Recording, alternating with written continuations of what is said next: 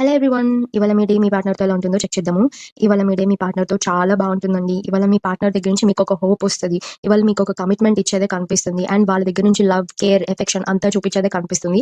And ఇవాళ ఎవరైనా love propose చేద్దామని అనుకున్నా కూడా ఇవాళ చేస్తే మీకు పాజిటివ్ రిజల్ట్ వచ్చేదే కనిపిస్తుంది.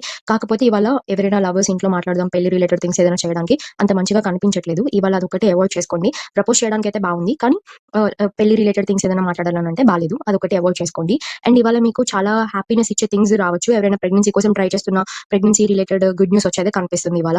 అండ్ ఇవాళ ఒక గుడ్ థింగ్ ఏంటి అంటే ఎవరి మధ్యలో అయినా గానీ మిస్‌అండర్‌స్టాండింగ్స్ ఉంటే ఇవాళ మీ పార్ట్నర్ మీతోటి కూర్చొని కమ్యూనికేట్ అయ్యి ఆ ప్రాబ్లమ్ ఏదైతే ఉందో అది సార్ట్ ఔట్ చేసుకునేది కూడా కనిపిస్తుంది ఇవాళ. అండ్ ఇవాళ మీ రిలేషన్‌షిప్‌ని చాలా మంచిగా అందరూ అండర్‌స్టాండ్ చేసుకొని ముందుకు తీసుకొని వెళ్తారు ఇవాళ.